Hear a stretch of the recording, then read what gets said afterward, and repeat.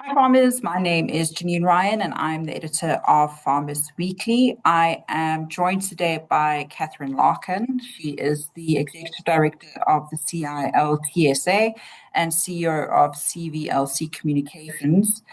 We'll be talking about the Women in Logistics, Transport, and Supply Chain Empowerment Conference 2025, which is happening next Friday on the 26th of September. Hi, Catherine. Thank you for joining me. Thank you so much, Janine. So as I previously or just mentioned now, you're the executive director of the CILTSA, and then you also run your own PR and communications consultancy, which is focused on logistics. Before we get into the conference, maybe just give us a little breakdown on your own journey. How did you end up specializing in this particular sector? Yes, well, Janine, it's interesting. It really just happened. I studied communication and public relations, and the first job I actually had was with a logistics company. And after being there for a while, I really started to understand the importance of logistics and transport in the economy. You know, without proper transport and logistics, nothing happens, nothing moves. Farmers' produce doesn't get to market. Food doesn't get onto the tables of people who need it without transport. So I started to become really quite passionate about the importance of communicating logistics and transport and its importance to people, and also trying to support companies in developing messages so that companies really understand the importance of the industry. And I never really escaped it. It's kind of grown over the years, and we do a lot of work for associations and companies in the industry. And so, yes, I kind of joined the industry and never left. And now the timing is actually really so important, because I think generally there's an understanding out there of how important logistics is in our economy today. Yeah, I think it's quite an underrated sector, and people don't really think much Yes. about it. But absolutely, nothing really happens without logistics. So this is obviously a conference that is focused on women in the sector. So what are the specific barriers or challenges that you believe are holding women back from reaching leadership positions in logistics and transport? Well, I think there are three main categories of barriers. The first is the perceptual barrier. You know, when people say, "Oh, this is a man's world, this is a man's industry," immediately that creates a barrier. Then there's a second barrier in the workplace, you know, the discrimination in terms of pay, or women not being able to work in certain positions because they have different responsibilities at home. So their diary or time isn't as perhaps as flexible as those of men. And then thirdly, our own personal barriers, the belief that we're not good enough, that we don't match up to others, we don't have that self-confidence that men automatically seem to have. You know, they create a presence and they take up that space. But a lot of women are cautious. They don't believe that they should be there. So it's really those three main barriers that we are looking at. So in fact, one of them, the last point I talked about, is actually called the imposter syndrome, and we'll be tackling it directly at this conference. This belief that you shouldn't be there, you don't deserve to be there. And it's very, very widely spread, and even within senior people in this industry. Yeah, it's funny. I was just about to mention imposter syndrome when, when you said imposter syndrome. Yeah, I think it's quite pervasive across all industries, really, when it comes to women, particularly in higher positions.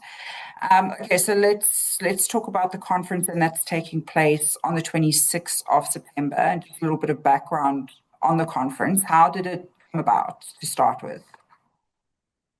So the Institute first hosted the event in 2019 after a series of conversations we've had over the years with women who are members of the Chartered Institute of Logistics and Transport, as well as people working broadly in the industry, women wanting a space or a platform to come together, to learn about business opportunities and also to network with each other and really find almost one space where they can find out what they need to succeed in the industry, how they can improve, what opportunities are out there. So the first year we focused very much on business opportunities where we shared real opportunities in the industry. But then we realized we needed to go broader and that it's not just about the business opportunities. Are you ready for those business opportunities? And also, it's important to understand the broader logistics and transport landscape so that you can leverage the opportunities that are out there. And so this year, we are focusing very much on leadership. Our theme is Fueling Her Rise. And when we talk leadership, we're talking about leadership throughout the various modes of transport. CILTSA's membership caters for everyone, whether you're in road or rail, ports, aviation. We tackle all those areas. But also, we believe that we need to be inclusive. So you'll find a number of women's organizations supporting our event. We have women in automotive who will be joining us, women in aviation, women in logistics and transport. We'd really like to create this space for all women in the industry to come together. We believe it should be inclusive. And when we say inclusive, we're talking about people who are students studying, trying to get into the industry, to women who are in the industry and who are perhaps looking to progress and rise in the ranks, right through to women who are CEOs, founders, and leading their own businesses. So basically it caters for everyone from like the beginning of the career ladder to sort of the top of the career ladder. Absolutely. Yes, yes. Okay, that's brilliant. So you mentioned that the theme is Fueling Her Rise, Leadership in Motion. What is the deeper meaning behind those words? How did you sort of come up with that theme specifically? Well, we took the word fueling, obviously being in the transport industry, fuel and energy was what drives the industry. So fueling her rise, we want to capacitate women to push themselves forward to progress in this industry. And obviously leadership is core to this. So we've really tried to create a program that's informational, but also inspirational. That's why we're very excited to have a number of leaders in the industry who are part of the program. And to add on to that, Janine, although it's called the Women's Empowerment Conference, it's open to men as well. Some of our biggest supporters are men, and we do need to work together. So this is not a conference that excludes men at all. On the contrary, we really embrace their participation. We need to learn from them. They need to learn from us. So it's very much a dialogue and a day of interactions and engagements. Okay, awesome. Yes. So I think just give us an idea of the agenda. What are the key topics that are being discussed, or the key issues that are being discussed during the day? Maybe also tell us a bit about your speaker lineup or your key speakers, so to speak. Yes. So for the opening of the conference, we have a speaker all the way from Zimbabwe, Lynn Chiweshe, who is the founder of a transport company. She'll be delivering the keynote address. And then we move on to the imposter syndrome talk, overcoming imposter syndrome, building confidence and claiming your space in logistics, transport, and supply chain. That topic is being addressed by Khaletlolwe Semenya, who is the founder of an association called the Matriarch Professional Association. But she herself comes from the railway background. She's a railway engineer and has done a lot of work for PRASA, the Passenger Rail Agency of South Africa, as well as another as other companies in transport. Mm-hmm. Then we move on to a fireside chat, which is really where we've brought together some of the industry leaders who are going to share their journey in terms of their progression in terms of leadership. So we have Joey Mulaudzi, who's the CEO of the Ports Regulator. She's going to be on the panel, as well as Mapefo Ano Frempong. She's the CEO of the Transport Education and Training Authority, and they administer all our skills development levies and play a critical role in terms of developing people in the transport industry. Mm-hmm. We then have Nomsa Mokoena on the panel. She's the managing director of a trucking company called Faith Rich Logistics, and she's achieving great things in the trucking industry. Then we have Maserati Ramokadi, who's an analyst for transport and logistics in the ABSA group. So just a different dimension in terms of opportunities and career paths in transport. And then we also have Gary Marshall, who's the CEO of the South African Express Parcel Association. And that is a body that looks after the courier industry. And Gary has been a strong supporter, an active supporter for women in the courier industry and beyond. So that is our panel in terms of women's leadership. Then we have another panel a little bit later that looks after how to build your professional powerhouse, because obviously training, leadership, it's an ongoing process. So we've put together a panel of people who can guide women in terms of what they need to be doing to further themselves in terms of learning in the transport, logistics, and supply chain industry. On that panel, we have Ingrid Dubuisson, who's the CEO for the Institute for Customs and Freight Forwarding. We once again have Mapefo from the Transport CETA. We have Ronald Lalazi, who's the Managing Director of Commerce Edge, which is an accredited training provider of the CILT. And then we also have Olive Gumikiriza, who's from Harley Reid, also an accredited training provider. So that discussion is very much around what you need to do as an individual. What are the opportunities? What are the possibilities? What are the challenges? What do you need to know to really set yourself a proper career path in the industry? And obviously, the delegates get their chance to ask their questions directly to the panel. Okay. Then in the afternoon, we've got a very, very nice session hosted by Glenda Mayton from a company called BP OPEX. And what her group is focused on is artificial intelligence, practical transformation. How can you leverage digital tools to improve your business and your career in logistics, transport, and supply chain? And that, to me, is a very important and exciting panel to have a listen to, where we can explore how we can tap into those tools to really build our profiles, build our confidence, expand our expertise, and really position ourselves in logistics and transport. And that panel features a lady from Liberty Group, Diana Nakedi. Then we've got Makhola Makolola, who's the managing director of Alstom Rolling Stock, a train company, and Deborah Patterson from the Kaizen Institute. So you'll see we have a lot of panels throughout the day, but we really wanted to have as many viewpoints and interactive discussions as possible. And then we'll end the day with Regina Naiku, who'll be talking about the G20 and our role as women in supporting G20. So that conversation will talk about what is the G20, what do women need to know about the G20, and what does it mean for South Africans, what does it mean for women, and how will it pave the way forward for financial inclusion and leadership for women in our sector.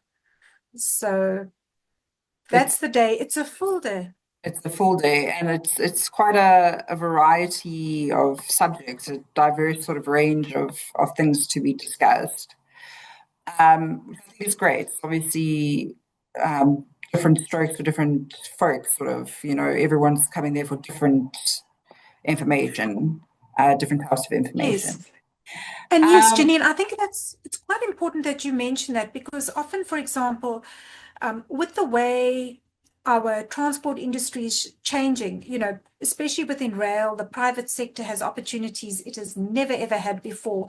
So, for example, we encourage, if you're a woman in trucking, try to move past that to say, I'm not a woman in trucking, I'm a woman in transport.